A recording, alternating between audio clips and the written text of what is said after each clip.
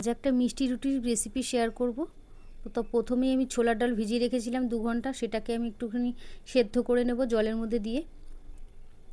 অল্পই সেদ্ধ করব, বেশি সেদ্ধ করব না। তারপরে দেখো একটুখানি বাটার নিয়েছি, 1-2 চামচের মতো বাটার, আটা, কালো জিরে দিয়ে ভালো করে আমি একটুখানি সামান্য নুন দিয়ে ভালো করে শুকনো অবস্থায় ভালো করে একটু ডোলে ডোলে মেখে নেব। মেখে নেওয়ার পরে অল্প অল্প জল দিয়ে একটা শক্ত ডো তৈরি করে নেব। ডোটাকে 10 মিনিটের জন্য রেখে দিয়ে তারপরে এদিকে দেখো আমি মিক্সি জার নিয়ে নিয়েছি, তার মধ্যে ওই সেদ্ধ করা ছোলার ডালটা দিয়ে দেবো। ছোলার ডালটা দেওয়ার পরে দিয়ে দেবো গুড়ের পাউডার দিতে পারো বা গুড় দিতে পারো। আমি গুড় দিয়েছি, আর দিয়েছি 1 চামচ চালের গুঁড়ো, আর দিয়েছি কিছুটা পরিমাণে মৌরি, মিষ্টি মৌরি। সেটাকে নিয়ে একটু ঝরঝরা করে গুঁড়ো করে নিয়ে থালায় ঢেলে নেব। থালায় ঢেলে নেওয়ার পরে দেখো সেই আটা মেখে রেখেছিলাম সেই লেচি কেটে তার মধ্যে এই ছোলার ডালের বলগুলো আমি ভরে দেবো।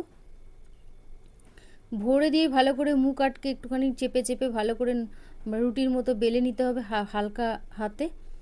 তারপরে দেখো প্রথমে শুকনো সেঁকে নিয়ে তারপরে আমি 1 চামচ বাটার দিয়ে ভালো করে সেঁকে নামিয়ে দেবো। রেসিপিগুলো কেমন লাগে অবশ্যই জানিও।